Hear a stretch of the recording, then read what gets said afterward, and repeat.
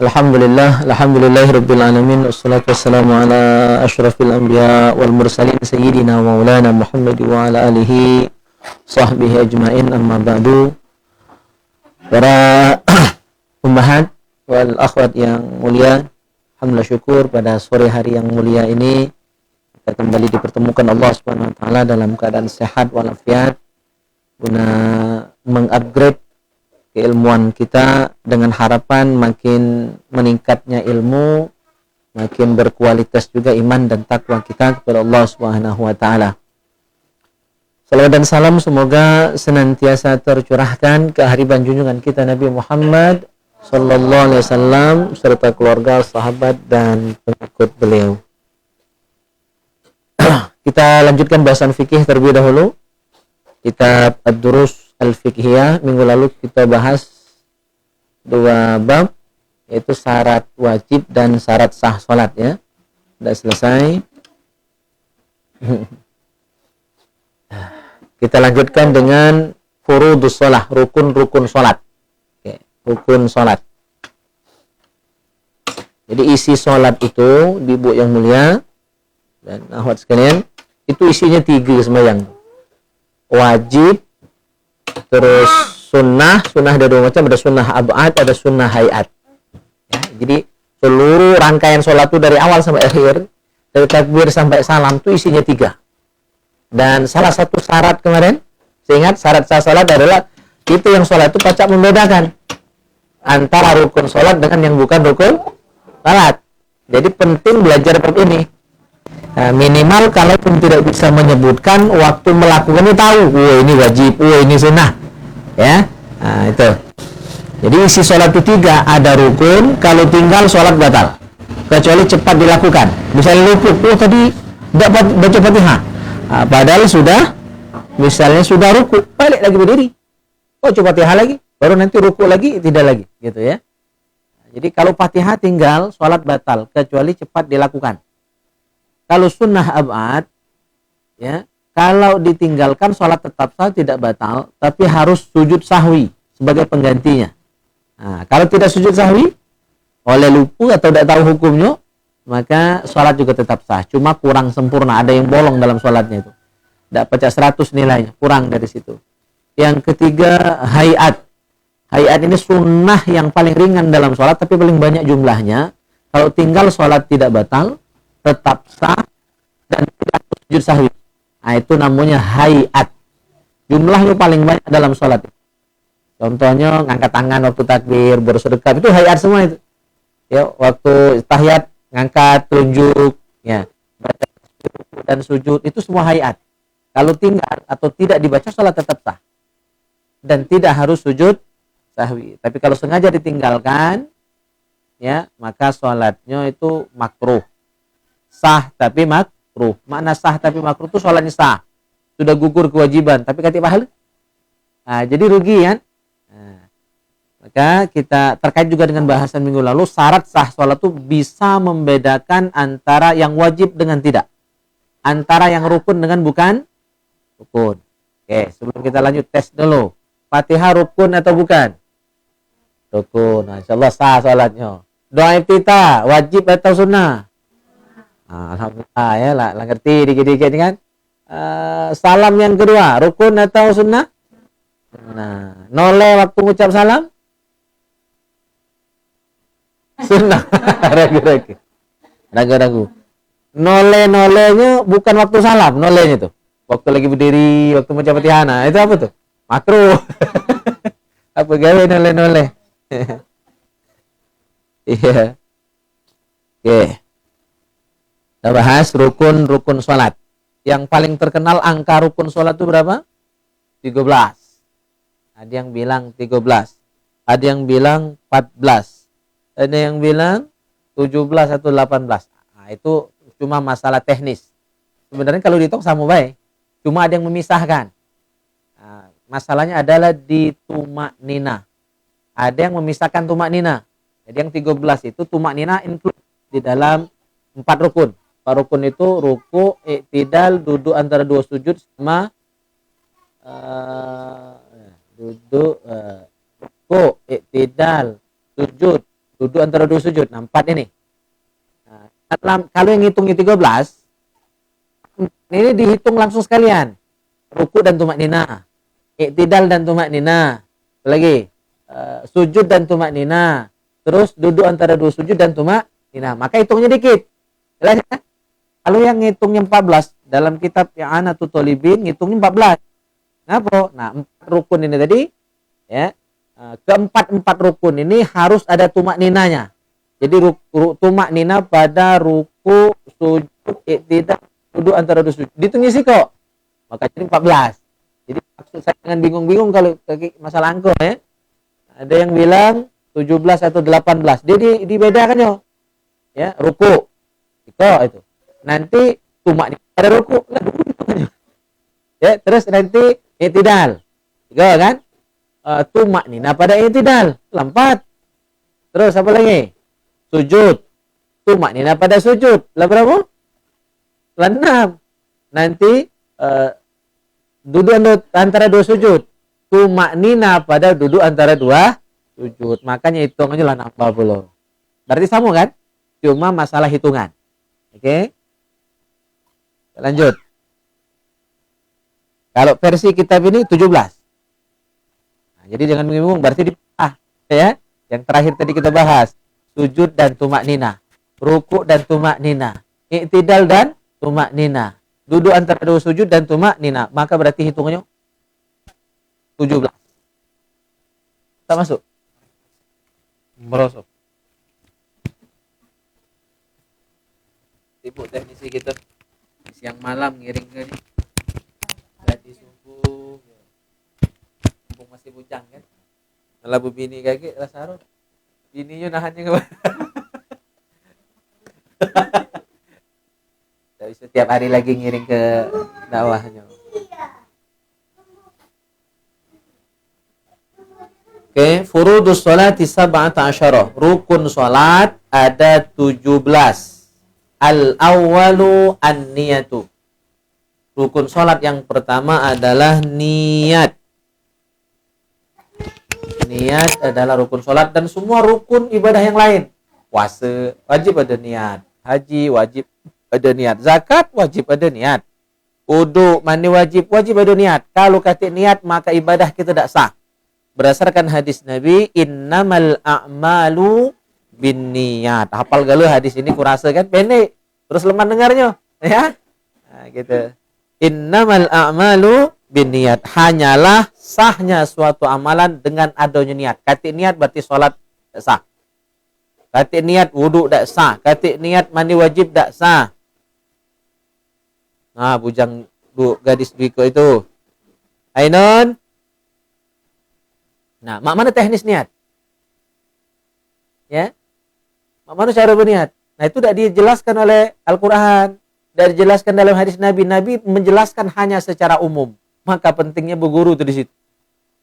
Al-Quran menjelaskan hanya secara global. Ya, ijmal. Hadis pun demikian. Nah, di sinilah kita perlu belajar itu berguru dan gurunya bersanad. Jadi kita tahu dari mana. Ya. Nah, jadi teknis berniat itu adalah lisan kita cuma ngucap. Jadi harus dibedakan antara lafaz niat dengan niat. Itu dua hal yang berbeda. Kalau yang usolli, fardul maghribi dan seterusnya, atau yang kalau pakai nama itu baru lafaz niat, belum niat. Jadi kalau hanya mencukupkan diri dengan baca nawaitu, hanya baca usolli, sepasih apapun belum sah. Karena itu baru lafaz, belum niat. Hukumnya hanya sunnah, bukan wajib. Jadi tidak perlu ribut. Ada yang menyalahkan lafaz niat, tidak penting. Memang hukumnya sunnah.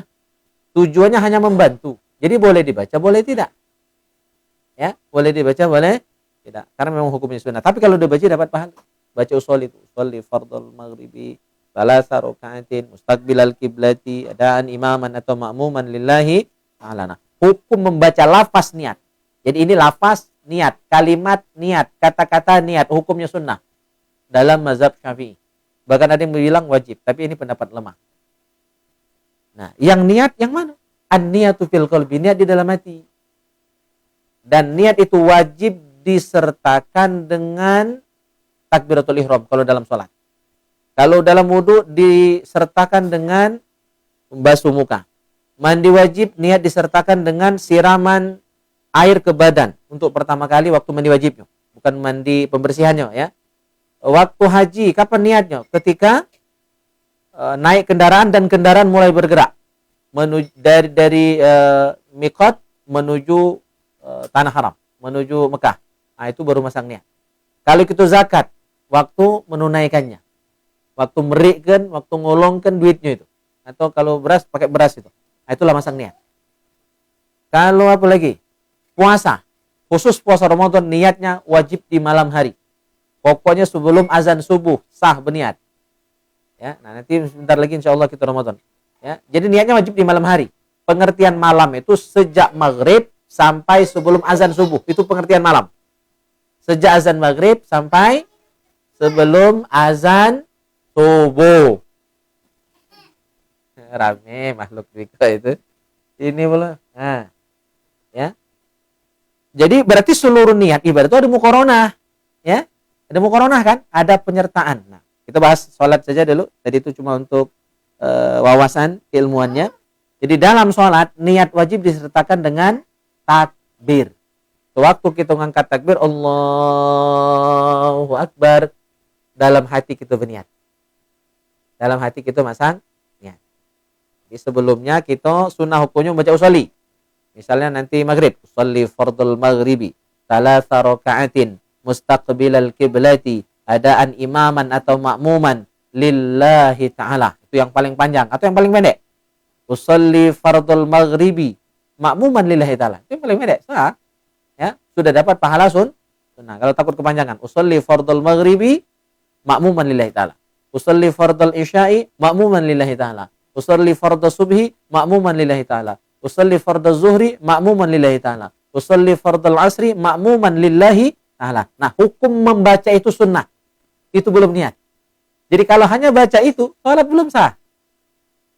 Niat yang sebenarnya adalah di dalam hati. Nah, mohon masang niat. Apa yang harus dilapaskan, diucapkan ketika berniat? 3. Qasdu, ta'arrud, ta'yin. Qasdu, ta'arrud, ta'yin. Qasdu itu usolli. Ta'arrud itu fardhu. Ta'yin itu nama sholatnya. Maghrib, isya, ya, subuh, zuhur, asar. Itu namanya ta'yin. Nah, 3 ini harus ada dalam niat. Boleh pakai bahasa Arab seperti tadi, usolli fardul maghrib, usolli fardul isya. Itu bahasa Arabnya. Atau boleh pakai bahasa kita. Kalau qasdu, ta'arrud, ta'yin kita gunakan bahasa Indonesia, maka menjadi apa? Sengaja aku sholat fardu maghrib. Sudah dapat 3 itu. Sengaja aku sholat itu qasdu. Fardhu, ta'arrud. Maghrib, itu ta'yin. Sudah dapat 3 ya. Qasdu, ta'arrud, ta'yin. Sengaja aku sholat fardu maghrib. Sengaja aku sholat fardu isya. Sengaja aku sholat fardu subuh. Sengaja aku sholat fardu zuhur. Sengaja aku sholat fardu asar. Sudah dapat 3 itu. Nah, ini tidak bisa ditawar. Harus ada dalam niat. Kalau tidak, niatnya tidak sah. Niat tidak sah, sholat juga tidak sah. Jelas? Qasdu, ta'arrud, ta'yin. Kalau yang nulis mungkin boleh dibuat kolom, 3 kolom. Qasdu, ta'arrud, ta'yin. Nah, di bawahnya itu qasdu itu adalah sengaja aku sholat. Itu qasdu. Jadi biar jelas contohnya ya. Terus ta'arrud itu fardhu atau fardu. Terus ta'yin itu nama sholat. Maghrib, isya, subuh. Nah, biar jelas pembagiannya. Kayaknya perlu papan tulis nanti gitu ke depan. Biar jelas ya. Qasdu, ta'arrud, ta'yin. Sengaja aku sholat fardu zuhur. Sengaja aku sholat fardu asar. Sengaja aku sholat fardu maghrib. Sengaja aku sholat fardu isya. Sengaja aku sholat fardu subuh. Kita ambil yang wajib B dulu ya. Yang nyebut jumlah rakaat itu sunat. Nyebut ngadap kiblat sunat. Ya, nyebut lillahi ta'ala juga sunat. Nah, untuk sholat dewean, 3 ini cukup dalam niat. 3 ini sudah cukup. Kalau sholat sendirian, kan ibu-ibu sering sholat sendirian, sholatnya di rumah, memang lebih afdol. Tapi tidak salah kalau mau sholat ke masjid. Dalam kitab Fathul Mu'in disebutkan, Ibu-ibu pun tetap sunnah. Hanya bedanya kalau laki-laki sunnah muakkad ke masjid itu, berjamaah di masjid. Kalau perempuan sunnah ghair muakkad. Jadi sama-sama sunnah, hanya beda tingkatannya. Kalau yang lanang itu lebih dianjurkan. Kalau sholat di rumah, tidak berjamaah di masjid, maka yang 3 tadi sudah cukup dalam niat. Kalau berjamaah, wajib ditambah kok lagi. Apa? Niat jadi makmum. Maka jadi 4 yang wajib. Kalau sholat berjamaah, niat jadi makmum. Niat jadi makmum. Berarti kalau kita contohkan, praktekkan, sholat maghrib contohnya. Sengaja aku sholat fardu maghrib jadi makmum. 4 itu udah dapat. Nyebut lillahi ta'ala, kalau dapat, alhamdulillah. Kita pakai yang pendek baik, karena agak sulit untuk muqaranah itu. Nah, niat yang tadi, yang 4 macam tadi, itu wajib dihadirkan di hati ketika kita takbir. Maka takbirnya dalam mazhab Syafi'i itu minimal 2 harokat, maksimal 14 harokat. Silakan baca dalam kitab I'anatul Talibin, karya Sayyid Bakri Syato. 7 alif atau 14 harokat. Demi masukkan 4 niat tadi, kalau berjamaah. Kalau dewan 3 ya. Sengaja aku sholat fardu maghrib jadi makmum. Misalnya kita nak masukkan itu. Itu ketika ngucap Allahu Akbar. Nah, masukkan yang 4 macam tadi. Kalau nak dimasuk galau-galau berat kan?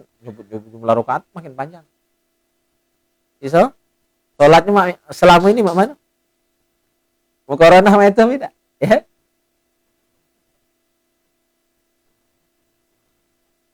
Ya. Ya, cukup dalam hati. Cukup dalam hati. Jadi teknisnya yang sempurna ya kalau dalam mazhab Syafi'i, baca lapas niat dulu.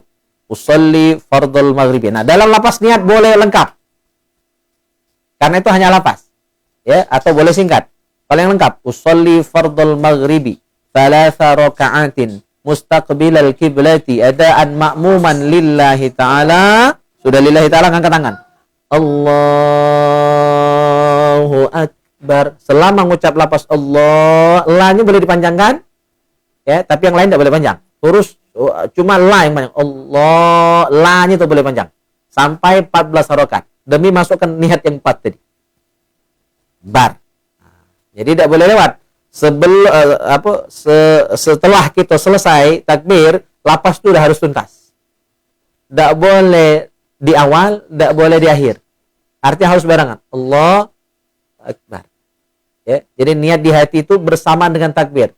Tidak boleh lebih awal, tidak boleh telat.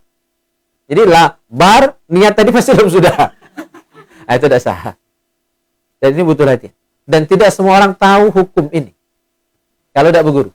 Kalau cuma baca buku tuntunan sholat lengkap, tidak ada ini. Di sini pun tidak ada. Ya. Hanya lapas niat. Lapas belum niat. Yang niat yang di dalam dalam hati. Uminya baru balik. Ada yang mau praktek? Dan itu harus seperti itu. Ya.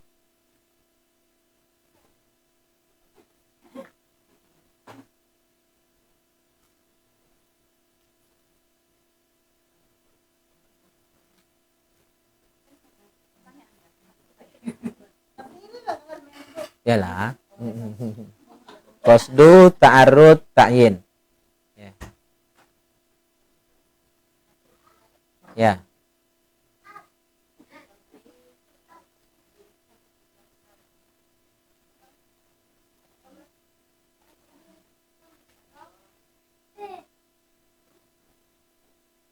Ada tidak niat tuh? Nah, ya. Latihannya jangan waktu nak sholat. Sebelum sholat tuh latihan lah. Kalau belum terbiasa pakai cara itu. Mungkin banyak yang selama ini hanya pakai lapas saja. Nah, yang terlalu cepat takbir Allahu Akbar itu antara 2. Pertama, lamahir nian, lapakam nian, atau tidak terti masalah ini. Dan guru saya, Kiai Balian sangat marah itu. Pasti tak berniat itu.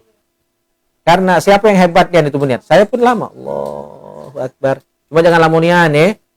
Kalau imam tekan-tekan tuh, makmum nunggu takbir selesai.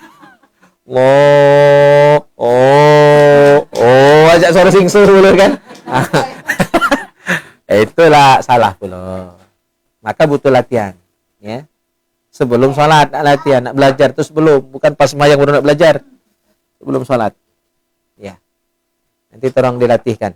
Kita ambil yang 4 itu saja. Qasdu, ta'arrud, ta'yin, jadi makmum. Karena itu yang wajib. Karena kalau makmum tidak niat jadi makmum, sholatnya tidak sah. Ya, jadi makmum, tak berniat jadi makmum, tidak sah. Ya, nah ini juga kadang-kadang banyak tidak paham juga. Kalau imam tidak berniat jadi imam, sholatnya tetap sah, tapi rugi. Lah capek-capek jadi imam, baca ayat panjang-panjang, barangkali kan berkeringat, berlagu ngangang, tak berniat jadi imam. Maka sholat berjamaahnya sah. Ya, sholat berjamaahnya sah, tapi sang imam itu tidak dapat pahala jadi imam. Karena tidak berniat jadi imam. Berdasarkan hadis tadi, innamal a'malu binniyat. Jadi status niat itu bagi imam sunnah, bagi makmum wajib. Jadi kalau makmum tak niat jadi makmum, sholatnya batal. Imam tak berniat jadi imam, sholatnya sah tapi makruh. Berarti imam tadi tak dapat pahala jamaah. Tidak ya? Khusus sholat selain sholat Jumat. Untuk sholat Jumat, imam makmum wajib berniat jadi imam dan makmum. Kalau imam niat jadi imam, makmum niat jadi makmum. Hukumnya wajib dua-duanya nih. Kenapa? Karena sholat Jumat fardu ain. Berjamaahnya itu fardu ain. Maka tidak sah kalau tidak berniat jadi imam. Beda lagi hukumnya. Gitu. Nah, ini suaminya tak tahu nih, paham apa tidak hukum ini? Kasih tahu kakek. Jadi bapak-bapak, semua laki-laki yang menjadi imam dan jadi makmum sholat Jumat wajib berniat jadi imam atau jadi makmum. Kalau tidak, sholat tidak sah. Oke. Paham untuk niat? Ada yang tidak jelas? Qasdu, ta'arrud, ta'yin tadi. Pun sholat sunat. Nah, cuma kalau sholat sunat itu cuma 2 yang wajib. Sholat sunat cuma 2. Misalnya nanti tarawih. Nah, tapi kalau untuk tarawih karena berjamaah maka jadi 3. Kalau misalnya sendirian, sholat tahajud misalnya, cuma 2 yang wajib. Qasdu sama ta'yin. Ta'arud tidak wajib. Qasdu sama ta'yin. Qasdu itu usolli. Ta'yin nama sholatnya. Ya. Nah, itu disebutkan. 2 ini yang wajib. Kalau dalam sholat sunnah. Kalau sholat sunnah mutlak, cuma 1 yang wajib. Usolli saja. Usolli. Usolli. Allahu Akbar. Sengaja aku sholat. Sudah. Itu kalau sholat sunnah mutlak. Jadi sangat ringkas niat. Jadi sholat wajib 3. Ya, sholat sunnah. Ya, ada 2 niat yang wajib. Kalau sholat sunnah mutlak hanya 1 niat yang wajib. Yaitu qasdu saja. Baik, sebelum kita lanjut ke rukun sholat yang kedua. Salah niat ada yang kurang jelas?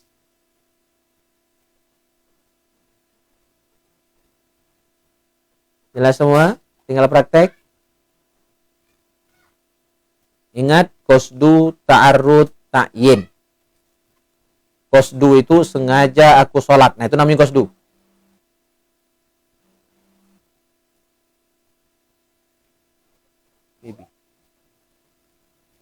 Ta'arrud tadi nyebutkan fardu. Ya, ta'yin nama sholatnya. Nama sholatnya. Maghrib, isya, subuh, itu namanya ta'yin. Kalau sholat sunat, tahajud, witir, terawih, ya, hari raya, itu namanya ta'yin. Jadi ta'yin itu nama sholatnya. Kenapa perlu dita'yin? Karena sholat itu banyak. Maka harus ditegaskan yang akan kita laksanakan sholat itu. Itu namanya ta'yin. Jadi tidak boleh ngambang. Ya, harus ditegaskan. Tidak boleh ngambang. Kalau ada pertanyaan berarti sudah jelas semua? Ya. Yang kedua, rukun salat yang kedua, takbiratul ihram wa hiya Allahu akbar. Takbiratul ihram. Takbiratul ihram itu adalah takbir pembuka salat, takbir yang pertama, yang di awal. Nah, bukan takbir yang lain-lain. Kalau yang lain-lainnya itu sunnah. Takbir nak ruku, takbir nak sujud, nak duduk antara 2 sujud, nak berdiri, itu takbir namanya takbir intiqal. Ya, takbir intiqal, hukumnya sunnah. Yang wajib, yang merupakan rukun sholat adalah takbir yang pertama. Takbir yang pertama, itu yang wajib. Dalam mazhab Syafi'i ada 2 takbir yang boleh. Satu Allahu Akbar, yang kedua akbarin pakai alif lam. Allahul Akbar. Allahul Akbar. Ya, Allahul Akbar. Itu boleh, cuma jarang dipakai. Jadi kalau ada dengar orang sholat pakai Allahul Akbar, tidak salah. Ya, tidak salah. Nah, yang salah tuh kalau diganti Ar-Rahmanu Akbar, Ar-Rahimu akbar, Al-Quddusu akbar, Al-Malikul akbar. Nah, itu yang salah. Walaupun semuanya asma Allah. Tetapi lafzul jalalah itu dia tidak tergantikan. Dia mencakup asma Allah yang lain, tapi dia tidak bisa diwakili oleh yang lain. Dia bisa menggantikan yang lain tidak bisa menggantikan Allah. Ya. Makanya dipilihlah lafzul jalalah sebagai lafaz takbir. Allahu akbar. Nah, ada beberapa hal yang harus diingat ketika takbir, tidak boleh manjang ke A-nya. Allahu akbar. Kalau A dipanjangkan maknanya dua. Bisa bermakna harfun nida, bisa bermakna istifham. Kalau bermakna harfun nida berarti kata tanya. Kata harfun nida berarti apa? Kata sapaan. Hai artinya. Allahu akbar berarti hai Allah yang maha besar. Ya, hai ya. Nah, itu cak main-main. Kalau dia bermakna istifham berarti kata tanya, maka maknanya adalah apakah Allah, itu sudah murtad. Nauzubillah. Jadi jangan manjangkan A-nya. Atau manjang ke ba-nya, Allahu akbar. Nah, itu banyak ada kadang. Ada yang ngebang kebanjang bar. Itu maknanya adalah tablun kabir, beduk besar. Atau gendang yang itu cuma sebelah. Kan gendang tadi dua belah ya. Kiri kanan bisa ditabuh. Ini gendang sebelah tapi besar. Itu kalau di barnya dipanjangkan bar. Ya, gentong nih. Beduk. Kalau pakai tasydid banyak Allahu akbar. Kadang-kadang agak terdengar seperti itu. Allahu akbar. Bukan akbar tapi akbar. Banyak kayak ada suara tasydid. Maka maknanya adalah damul haid, darah haid. Jadi nyimpang itu, maka kalau sengaja dilakukan, diucapkan dalam salat, bisa murtad yang ngomong, yang ucap. Jadi hati-hati. Jangan manjang ke A, jangan manjang ke ba-nya, jangan menambah tasydid pada huruf ba. Atau nambah huruf waw antara Allah dan akbar. Misalnya Allahu akbar, dipanjang ke hu, itu berarti seolah-olah ada huruf waw mati antara Allah dan bar itu. Maka itu pun salah. Allahu akbar, salah ya. Atau nambah huruf waw baris atas. Allahu akbar, ya. Allahu akbar. Kadang-kadang ada yang membaca seperti itu pun salah. Ya. Maka harus tegas huruf hamzahnya itu. Allahu akbar, bukan huwak. Hu akbar. Ya, gitu. Terus takbir tadi boleh panjang. Ya, sampai 7 alif. Maka orang kalau hanya belajar tajwid, salah. Allah itu cuma 2 harakat. Ya, maka perlu belajar tajwid juga belajar fikih. Menurut ulama fikih, panjangnya Allah untuk takbir itu sampai 7 alif atau 14 harakat. Ya, sampai niat tadi masuk. Allahu akbar. Ya, cuma biar tidak was-was, latihannya jangan waktu nak sembahyang itulah baru nak latihan muqaranah tadi. Jauh-jauh hari sudahlah latihan.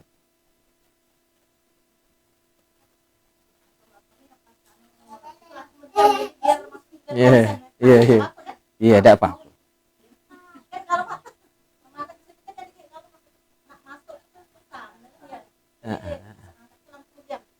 Ya. Jadi memejamkan mata ketika sholat itu sebenarnya makruh. Tapi tidak makruh kata Imam Al-Ghazali kalau hanya dengan itu kita bisa lebih khusyuk. Jadi hukum itu tidak ada mutlak ya. Memang makruh memejamkan mata. Kalau kata alasan yang menjamai kan. Cuma kalau dengan memejamkan mata jadi lebih khusyuk, ya kan, lebih tenang, lebih konsentrasi, maka hukum makruhnya hilang. Ya, karena antara memejamkan dengan kekhusyukan yang mana lebih utama dikejar. Ya, tentu khusyuk lebih utama.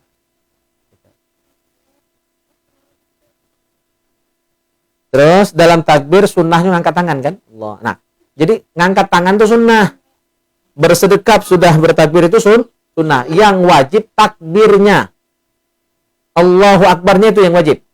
Itu yang rukun so. Kalau ngangkat tangannya sunnah, bersedekapnya sunnah. Nah, bersedekap setelah takbir kalau dalam mazhab Syafi'i tahta sadri wa fawqa surrah, di bawah dada di atas pusat. Jadi bukan main ini.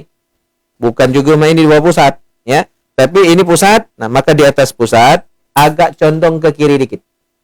Tapi tidak main ini, nah orang tuh main ini kan. Itu kelebihan. Jadi geser dikit bah. Ini kan ini dada kiri dan ini adalah hati. Jadi tangan ini diletakkan persis di bawah hati sebagai simbol kita mohon perlindungan kepada Allah Subhanahu wa taala, minta jagakan hati ini.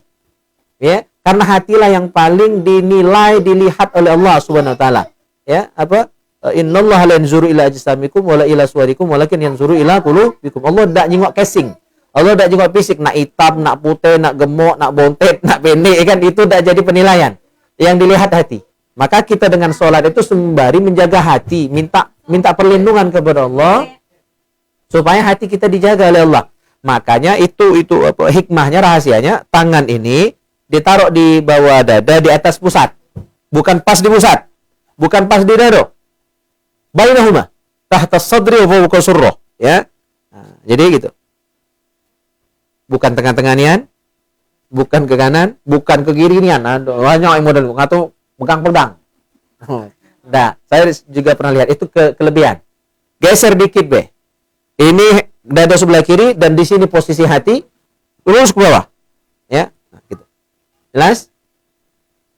Untuk ibu-ibu ngangkat tangan takbirnya bukan jalanan, jadi berbeda. Ya, ada beberapa gerakan sholat yang antara laki perempuan tidak sama. Di antaranya ngangkat tangan waktu takbir. Untuk kami lanang sunnah ya, ngangkat. Hazwa mankibai. Hazwa mankibai. Itu dalam hadis disebutkan. Ini jempol tangan itu di bawah telinga ini. Bawah apa namanya nih? Bahasa Indonesia apa?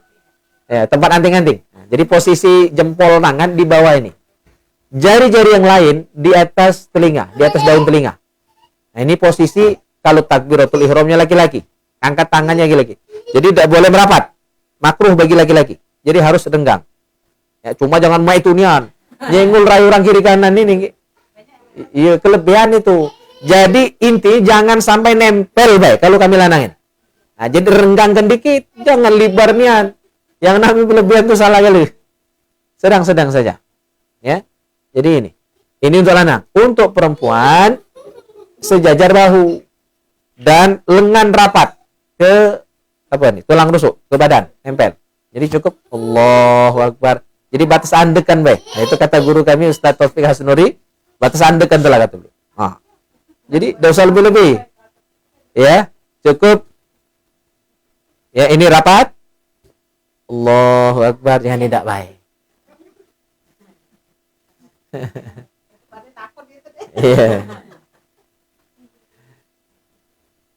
Itu untuk takbiratul ihram. Jadi yang wajib itu takbiratul ihramnya. Nah, ngangkat tangan sunnah, bersedekap sunnah, ya. Ingat tahta sadri wa fawqa surra, di bawah dada di atas pusat. Walaupun ada yang ini, itu cara lain, bukan cara Syafi'i. Ada juga yang di bawah pusat, itu juga cara lain. Ada yang lurus B, tak bersedekap, itu juga cara lain. Cara mazhab Maliki kalau lurus B. Jadi itu ada mazhabnya. Nah, kita jangan campur aduk, jangan gaduh-gaduh. Ya, cara Syafi'i ini sudah.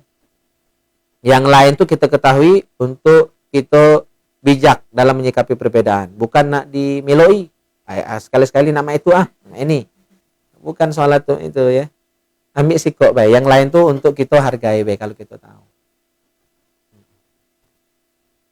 Jadi takbir itu tadi boleh panjang ya. Kalau ada yang nanya di mana penjelasan di kitab I'anatul Talibin ya, karya Sayyid Bakri Syato. Jadi tidak mesti nak 2 harkat, boleh lebih. Nah, kalau kita takbirnya dari berdiri ke sujud, itu kan panjang tuh. Allahu Akbar sampai datang. Jadi takbir itu selesainya sampai ke tujuan. Kalau kita takbiratul ihram, Allahu Akbar sampai bersedekap. Kalau kita mau ruku, kan ruku takbir juga ya. Allahu Akbar. Barnya itu sudah pas ruku. Sami Allahu liman hamidah. Dahnya itu sudah berdiri betul. Ketika i'tidal. Waktu sujud, Allahu Akbar. Bar, huruf rohnya kita sebut, itu posisi kening sudah di tempat sujud. Bukan kan tuh Allahu Akbar tapi masih berdiri. Ya, atau Allahu Akbar, ya, sudah lama sujud, belum selesai Allahu Akbar tadi. Nah, itu juga tidak pas. Jadi dalam aturan mazhab Syafi'i, fikih sholat yang kita pelajari ini, itu harus ada keserasian antara ucapan dengan perbuatan dan isi hati. Jadi 3 itu ya, ucapan, perbuatan, hati itu harus seragam, harus sama persis. Nah, itu baru sholat yang benar, yang tepat. Baik, sampai di sini ada yang nak ditanyakan?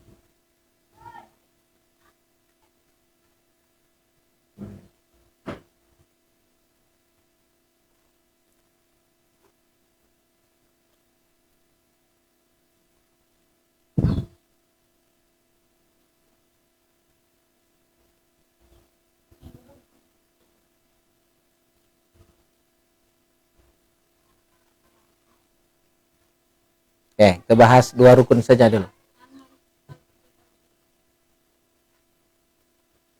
Kita bahas akhlak. Kalau udah ada pertanyaan, kita lanjut.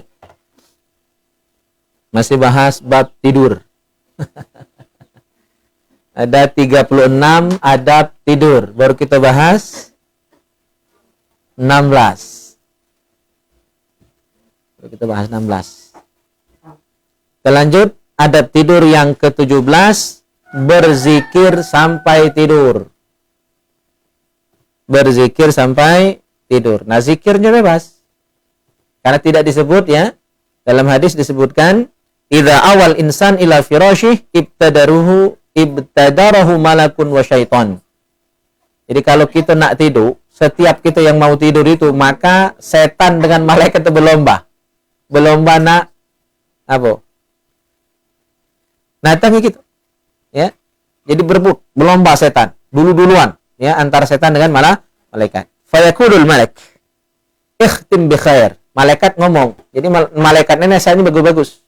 Baik-baik. Ya, tutuplah ya harimu hari ini dengan kebaikan. Sebelum tidur tutuplah dengan kebaikan. Misalnya ngaji, zikir dan sebagainya. Nah, tapi kalau malah setan, wa yaqulu syaiton ikhtim bi syarrin. Tutuplah dengan keburukan. Macam-macam gaya itu kan sebelum tidur. Nah, jadi itu perang setiap hari setan itu. Kita tidur, kita jago, dia selalu berperang ya, antara malaikat dengan setan. Setan membisikkan kejahatan, ya, malaikat membisikkan kebaikan. Fa in dzakarallah azza wa jalla, kalau kita akhirnya nuruti nasihat malaikat. Ya, akhirnya kita menutup hari kita hari itu sebelum tidur dengan kebaikan, misalnya ngaji dulu, ya. Baca kitab dulu ya, sholawatan dulu atau zikir dulu minimal sampai mata kita terpejam.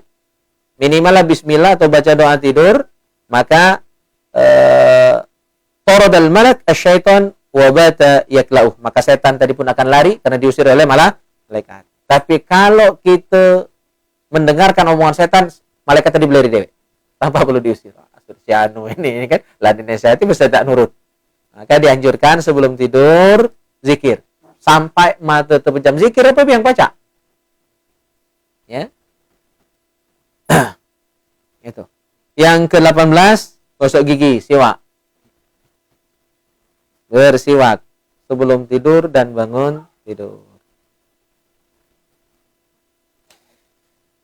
19, tidak tidur setelah sholat subuh sampai waktu isyraq. Sampai waktu terbit matahari. Jadi sudah sholat subuh sampai terbit matahari. Kira-kira kalau sekarang jam 6 lewat ya, jam 6 seperempat, nah itu isyraq. Jadi intinya sejam sudah sholat subuh itu jangan tidur. Kalaupun ngantuknya tahan gitu. Ya. Nah, sudah matahari terbit kalau nak tidur boleh, cuma dengan baik kan, ngilang ngantuk begadang tadi malam misalnya kan. Nah, tapi sudah subuh jangan langsung tidur. Tapi sudah subuh. Nah, itu jadi penyakit.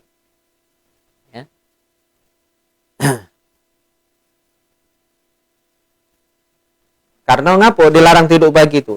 Orang tua kita dulu rezekinya dipatok ayam. Ternyata memang ada hadisnya orang tua dulu. Cuma mereka ada hadis, ya kan? Ya. Hadisnya di sini as-subha tamna'ur rizqah. As-subha tamna'ur rizqah. Orang yang tidur pagi itu akan terhalang rizkinya. Ya, akan terhalang rizkinya.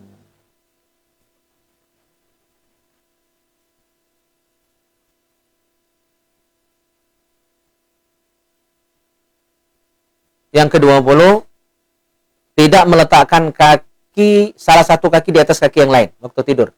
Nelentang. Tidur nelentang maksudnya. Tidur nelentang, kaki kanan nini kaki kiri. Atau kaki kiri nini kaki kanan. Nah itu makruh. Ya, cuma kalau tidur miring tidak baca juga kan, tidur miring kanan kan pasti atau tidak. Jadi lebih afdal tidak meletakkan kaki di atas kaki yang lain.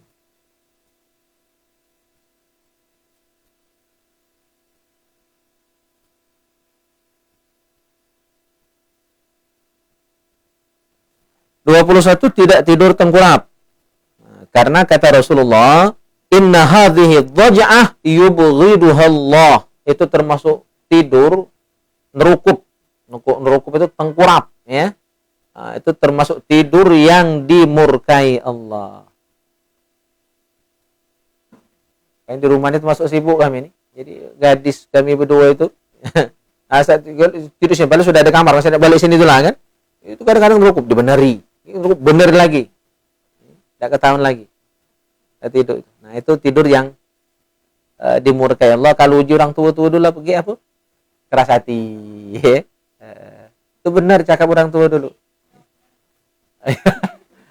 Tapi ternyata kan tidak bagus juga untuk kesehatan. Ya, kalau kaki hidung kita bekap, tak bernapas lagi. Itu secara medis ya, jadi memang tidak bagus untuk kesehatan. Baca hilang nyamuk sudah itu. Jantung kita tuh tertindih. Jadi dia gawinya tuh berat jantung gitu tuh. Ya. Lah sudah tiap hari dia kan berdetak, ditambah berat badan tadi pun. Nah, sengal gawinya tuh. Ya, ditindih tulang belakang gitu tuh kan. Iya. Belum lagi kalau kaki hidung nih kena bantal. Nah, jadi memang membahayakan kesehatan. Ya, ada hikmahnya. Terus yang ke-22, tidak tidur terlalu lama. Jangan kelamaan tidur, siang malam tidur. Bagi tiap hari game itu kan kapan mantangnya, kapan merdegangnya, kapan begawe, keluarga nak punya kebutuhan, anak sekolah, nak bini nak makan, tidur baik. Ya, kecuali gaji besar ada lah jadi tahu kan. Tapi tetap tidak bagus karena an-naum akhul maut. Tidur itu dulurnya kematian. Adik-beradik. Jadi tidur itu sama dengan mati. Bedanya adalah kalau kita mati itu nyawa keluar tak balik lagi. Kalau tidur itu nyawa kita keluar waktu kita tidur, cuma dia masih balik. Nah, itu bedanya. Ya, kalau mati tak balik lagi, kalau tidur pergi masih balik. Ya, pergi masih balik lagi. Innalillah. Ya. Jadi sama. Dan rugi tidur itu kan tidak pacak beramal. Mana pacak semayang lagi tidur. Ya, mana pacak ngaji, mana pacak cawisan lagi tidur, ya kan? Nah, jadi tak dapat faedah. Tidur itu menghabiskan umur. Maka sudah dihitung. Seandainya kita tidur yang normal itu kan 7 sampai 8 jam. Kita tidur normal sehari semalam, tidur 7 sampai 8 jam. Dari 24 jam kita dikaruniakan waktu oleh Allah SWT. Kalau kita pakai tidur 7 sampai 8 jam, itu berarti sepertiga dari umur kita. Maka kalau umur kita 60 tahun, umur 60 tahun, tidurnya itu 8 jam, berarti sepertiganya tidur. Berarti kalau umur 60, sepertiga dari 60 berapa? 40, berarti 20 tahun tidur. Jadi tidur 8 jam sehari itu, kali 60 tahun, totalnya 20 tahun. Bayangkanlah, 20 tahun tidur gitu tuh. Makman yang 10 tahun, 10 jam tidur sehari semalam. Ya, nambah lagi. Jadi kita ini kalau umur 60, sebenarnya hidupnya cuma 40. Dipotong tidur tadi kan? Nah, jadi dikitnya. Belum lagi yang kita jaga tadi, tidak perlu semayang, ya kan? Ngupat di belantar, nonton TV, nonton sinetron, ya kan? Nah, sudah habis. Ibadatnya kapan? Jadi nghabiskan umur ya. Habiskan umur.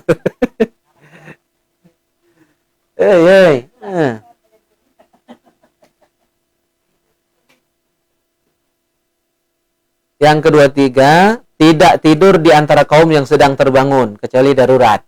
Tidak tidur di antara kaum yang sedang terbangun, kecuali darurat. Misalnya lagi kumpul-kumpul nih keluarga rame-rame, kawan ya kan, orang ngobrol kalau tuh tidur dengar omongan itu, nah itu makruh. Karena akan jadi bahan olahan kan, udah jadi kolahan ya. Belum lagi zaman HP kan dipiral kawan kan, ngorok dulu tidur tadi kan, ngorok ngiler kences, sudah video ke kawan, viral ya. Jadi kalau pun nak tidur jangan di tengah rame itu, cari kamar kosong, ya kan? Jangan di tengah orang lagi rame itu. Jadi agak imbang dikit lah. Yang ke-24, tidak tidur sendiri di rumah tanpa ada yang menemani. Makruh ya. Nah, ini pesan untuk yang jomblo, cepat cari ganti.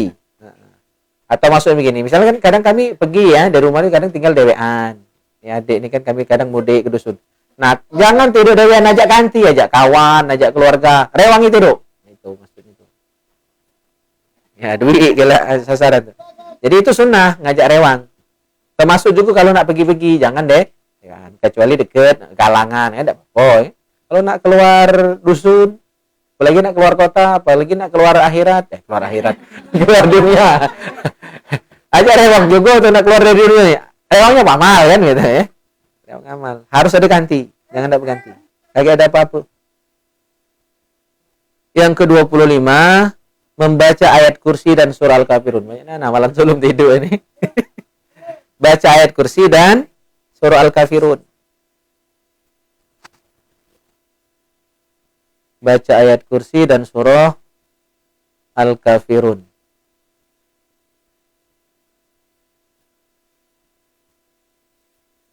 Sabda Nabi SAW,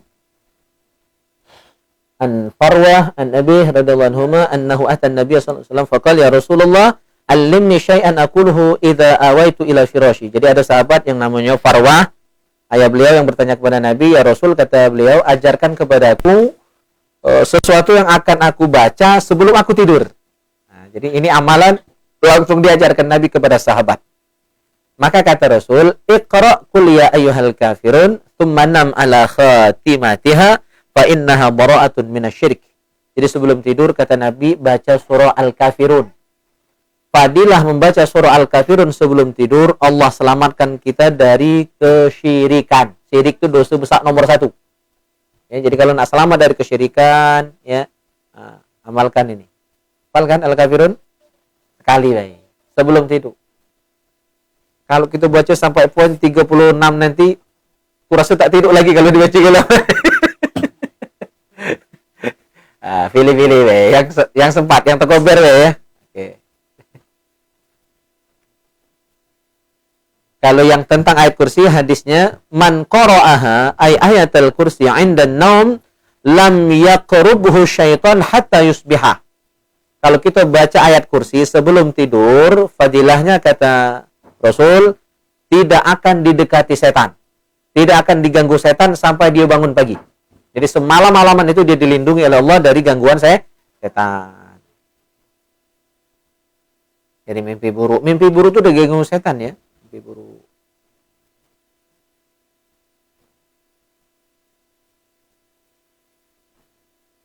Itu yang ke-25. 26. Habis lah. Pendek be. Kalau nak dijelaskan panjang nih. Sehingga ringkasnya saja. Membaca suratul Ikhlas, Al-Falaq dan An-Nas. Paling surat dibaca. Jadi Al-Kafirun, ayat kursi, terus Al-Ikhlas, Al-Falaq, An-Nas. Nah, itu sunnah dibaca. Nah, membaca 3 surah ini, khusus 3 surah ini dibaca bersamaan ya. Barengan, jadi urutannya Al-Ikhlas, Al-Falaq, An-Nas. Sambil ngangkat tangan. Nah, sudah bacanya tadi dimuskan. Sudah baca 3 surah tadi dimuskan ke tangan, terus diusapkan dari kepala, wajah terus ke bawah sampai yang pacak dijangkau oleh kedua tangan kita. Diusapkan ke seluruh badan. Ini semacam ruqyah mandiri. Ya, ruqyah mandiri, ya, minta perlindungan kepada Allah SWT dari gangguan ya, makhluk-makhluk yang bakal jahat sama kita. Saya ngarung ke? Oh. Ya boleh.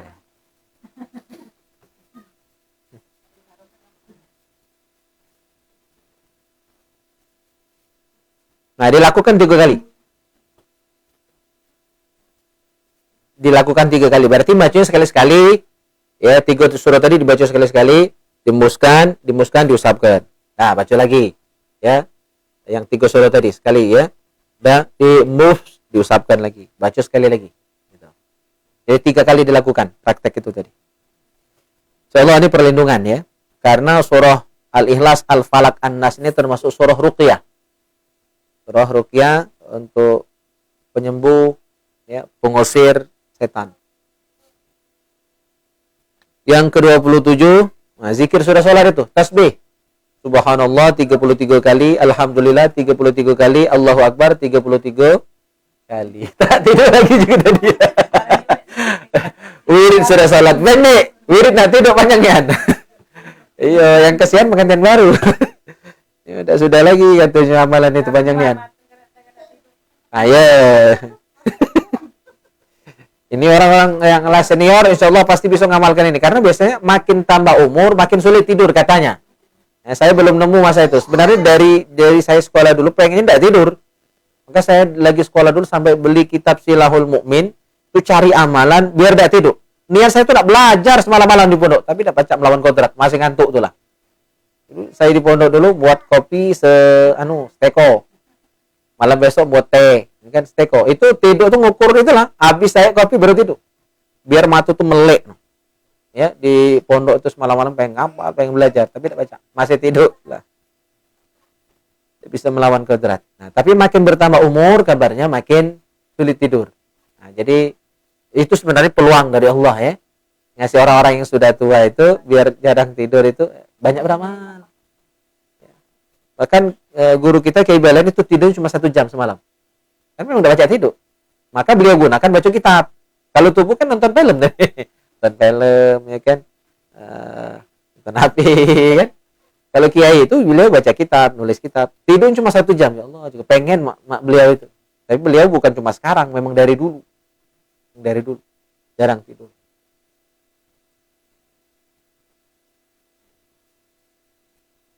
Nah, fadilahnya pahala baca tasbih 33 kali tadi. Ya. Itu kalau dihitung ya paling 99 ya, dilengkapi dengan kalimat terakhirnya la ilaha illallah itu jadi 100 kan. Nah, tapi pahalanya kata Rasulullah, fadzalika mi'atun 'alal lisan wa alfun fil mizan. Saya ringkas saja nih, panjang kalau hadis nak dibaca kalau. Fadzalika mi'atun 'alal lisan wa alfun fil mizan. Jumlahnya 100 kita ucapkan di lidah. Tapi pahalanya wa alfun fil mizan, ada 1000 kali lipat pahalanya di timbangan amal kita kayak. Jadi bacanya 100, pahalanya 1000.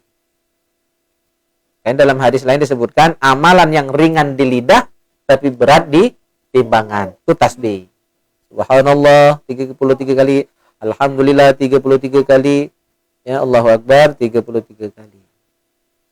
Yang ke-28 membaca doa tidur. Nah, doa tidur Nabi panjang. Jadi yang kita pakai itu ya, itu cuma ujungnya baik. Kalau di sini 1 2 3 4 5 6 baris doa tidurnya Nabi.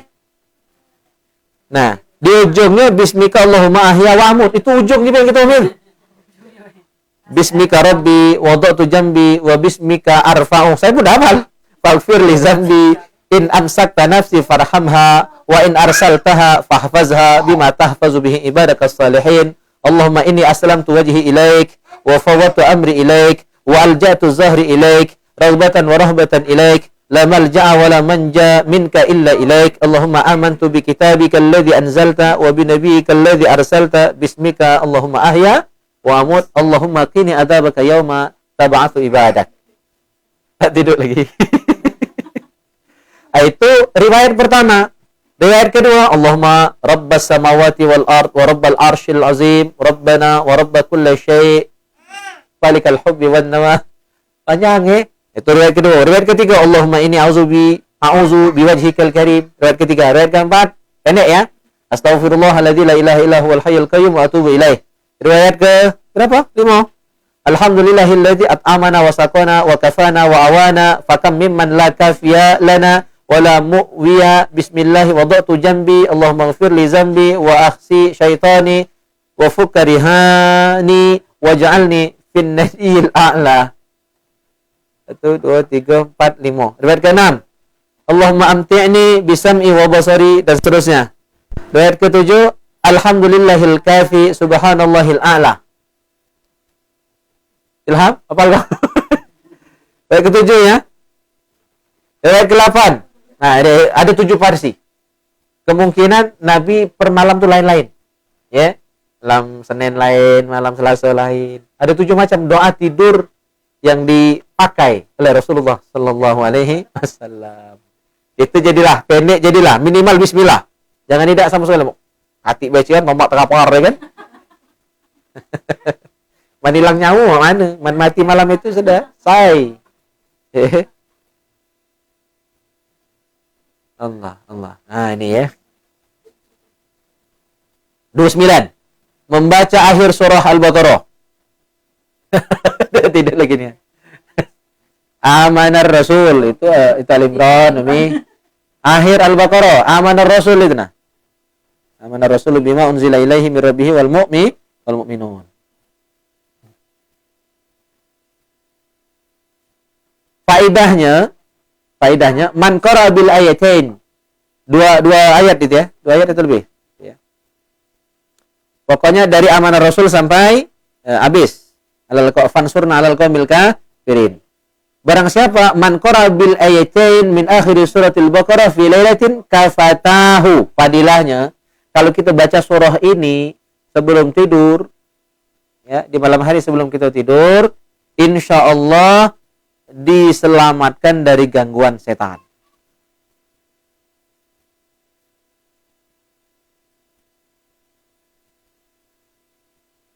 Diselamatkan dari gangguan setan. Ada riwayat lain menyebutkan, ini fatwa ulama ya, pendapat ulama memahami hadis kafatahu ini. Jadi makna pertama diselamatkan dari gangguan setan. Ulama lain menjelaskan makna kafatahu itu adalah cukup sebagai ganti dari qiyamul lail. Ya. Jadi kalau misalnya kita tidak sempat bangun tahajud malam itu, dapat pahala tahajud malam itu. Berkat baca ayat ini. Cuma jangan sengaja tak bangun kan, ada apa juga pahala juga saya bangun tahajud. Modus. Itu. Nilainya artinya setara baca ayat ini sebelum tidur setara dengan kita bangun malam untuk tahajud. Allah. Nah, tinggal dikit 6 ikut lagi ya, bare. Habis kelama siang ini, sore ini. 30 membaca surah Al-Isra dan Az-Zumar. Nah, ini yang dapat tidur. Membaca surah Al-Isra dan Az-Zumar. Ini cara Nabi ya, kita paham ini, belajar ini. Kita nak nurut man paca alhamdulillah, ada paca separohnya. Jadi bayangkan ya mak cara Nabi itu kan ya. Tidurnya banyak amalan sebelumnya. Baca Az-Zumar dan Al-Isra.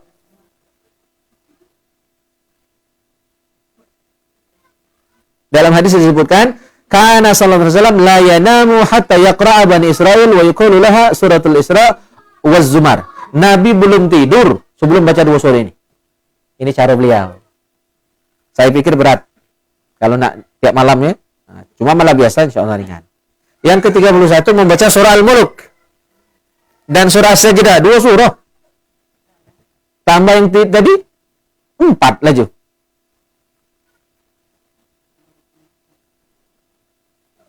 Ya, surah As-Sajdah dan surah Al-Mulk. Itu beberapa amalan. Yang ke-32, memaafkan seluruh kesalahan orang lain. Jadi ikhlaskan hati, bersihkan hati dan pikiran sebelum tidur itu. Seluruh orang yang pernah salah dengan aku maafkan gitu. Pasak ngomongnya itu. Tapi memang betul-betul tulus. Jadi berarti besok ketika ketemu dengan orang yang pernah jahat sama kita, tidak kata lagi benci. Kalau masih malam itu ngomong, ya Allah, pokoknya lah seluruh kumaafkan. Asal ketemu masih melengos, itu belum ikhlas. Masih luat hati ya. Nah, itu yang berat itu. Apa itu fadilahnya? Harapannya supaya mendapatkan pahala yang besar dari Allah SWT.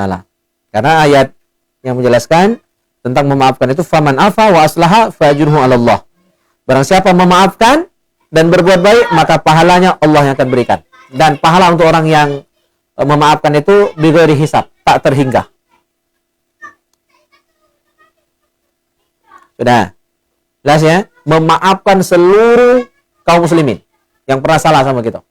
Biar plong tidurnya nyenyak. Orang tidak baca tidur itu kadang-kadang ngenang salah orang. Sakit hati.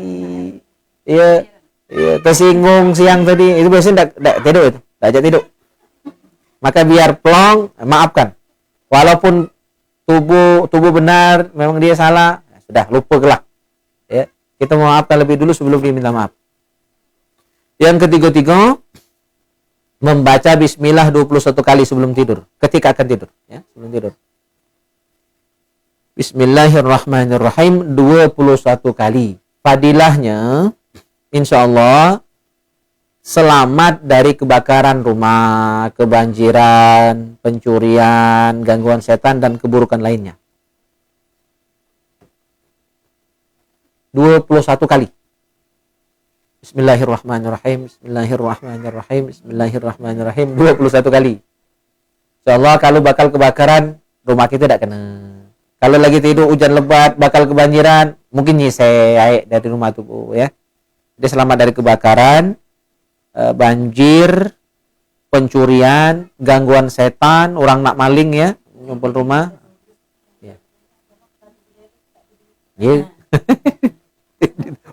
Ini.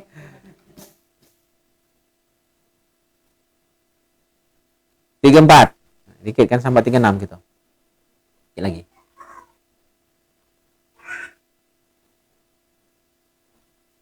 Nah, ini kalau bangun malam hari dan ada rasa takut, bangun dahulu cak ada rapap, ada rasa takut, ada rasa was-was ya, maka baca a'udzu bi kalimatillahi tammati min ghadabihi wa syarri ibadihi.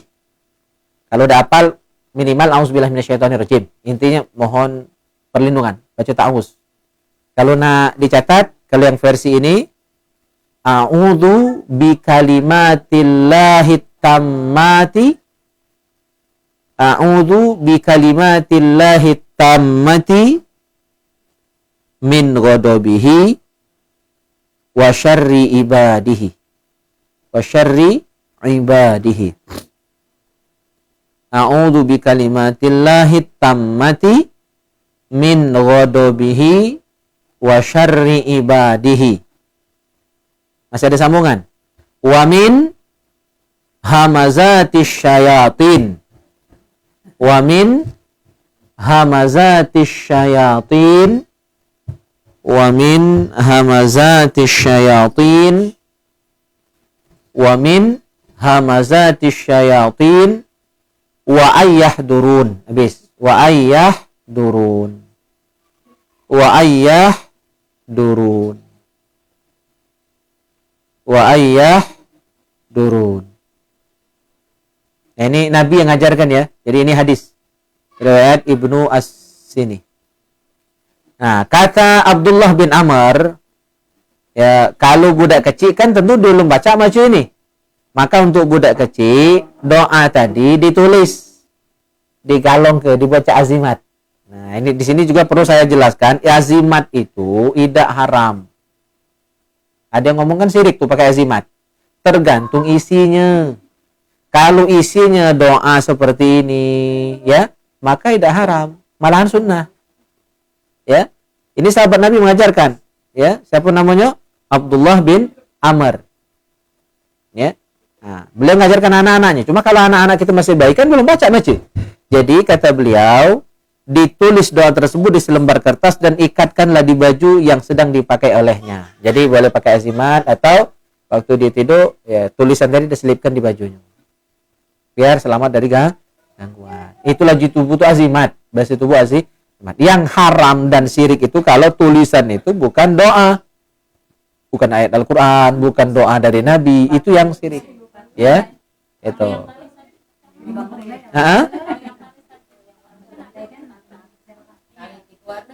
Iya, nah itu udah kati apa-apanya, Bu. Lebih baik pakai tulisan ini.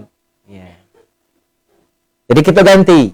Cara-cara orang lama dulu kan kadang benang baik. Itu udah kati apa-apanya. Iya. Kalau jadi kembang itu sama tanaman apa tuh? Daun apa? Bidara, sama baik di sifatnya. Cuma kan di Arab udah kati jadi bongle. Jadi itu termasuk tumbuhan yang dibenci oleh jin karena baunya tidak sedap. Kita beli keluar, ya kan? Jadi karena itu. Jadi itu sesuatu yang alami kalau jadi bongle. Jadi tidak ada mistis-mistis hendak. Dilewat oleh mambu gitu. Jadi boleh-boleh saja. Apalagi ditambah dengan bacaan-bacaan Al-Quran itu boleh. Ya. Jadi tidak selamanya yang tulisan-tulisan azimat ini syirik, enggak. Jingok dulu kontennya, isinya. Kalau yang ditulis tidak jelas, mungkin kalimat-kalimat yang haram, ya, jampi-jampi zaman bahola zaman dulu, ya jelas salah. Ya. Ya, mantra-mantra. Cuma kalau yang ditulis ini kan taus, ya, maka boleh. 35. Nah, 2 poin lagi. 35. Jika sulit tidur di malam hari, baca doa berikut ini. Kalau udah rajak tidur. Mana aku tidak perlu amalan? Jangan nemu tikar. Nyender di kursi betul itu. Jadi saya tuh saking gampangnya tidur. Karena memang tidak perlu banyak pikir macam-macam ya. Saya lurus-lurus main. Itu kadang-kadang tuh konangan. Orkesan tamtum-tamtum itu kalau aku nyender, jangan ini ketemu sesuatu ya. Kalau main ini enggak. Cuma asal nyender ke kursi itu walaupun ke orkesan tamtum itu. Ya, enggak pengaruh. Nah, banyak amalannya panjang ya. Suruh Arab pula.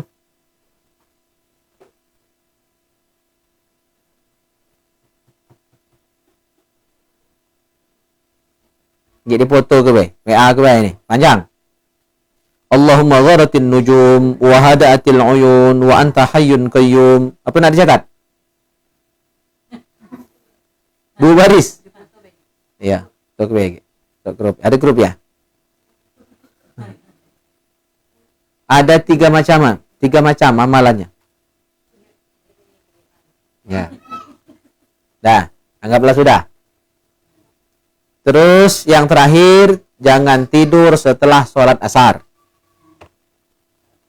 Tang hari tidur, ya kecuali uzur, sakit kan lain cerita.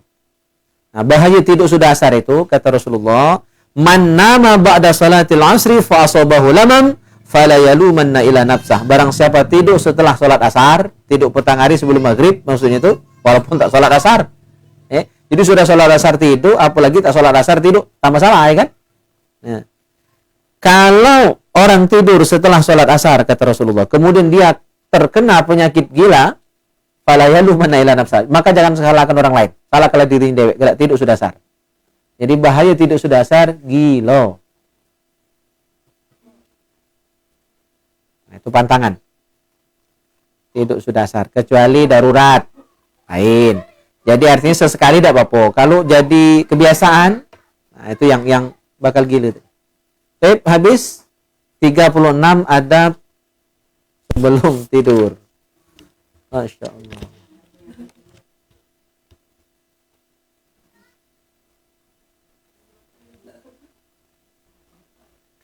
Itu adab sebelum. Adab setelah tidur dia lain lagi.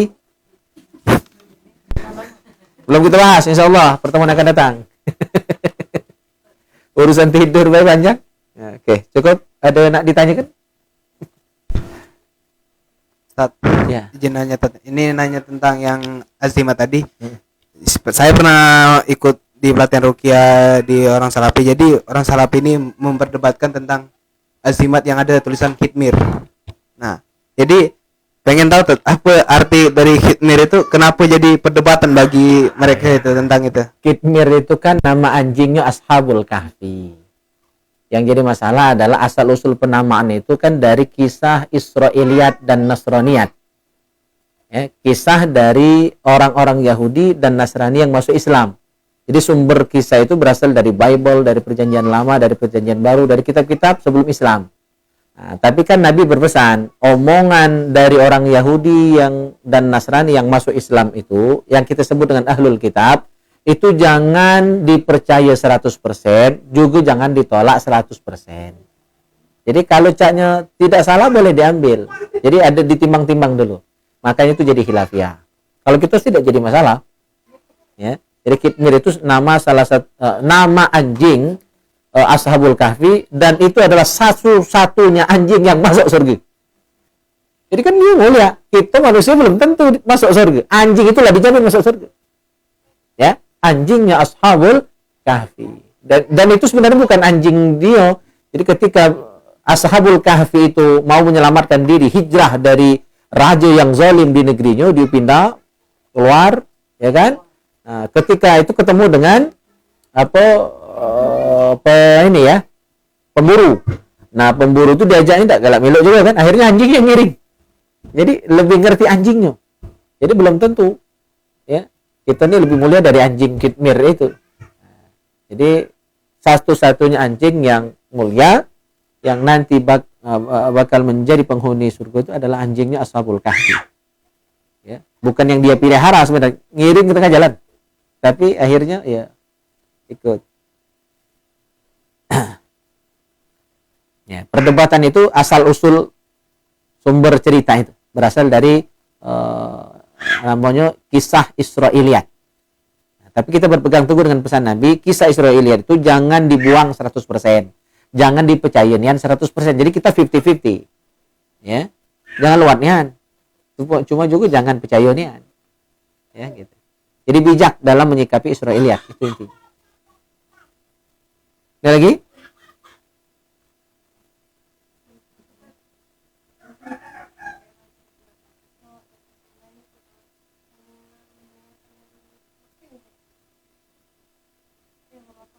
Iya.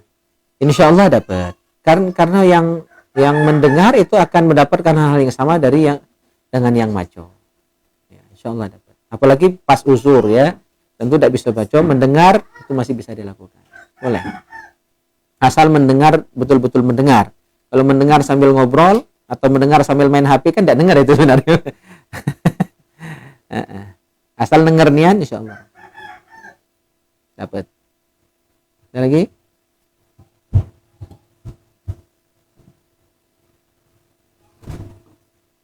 Cukup?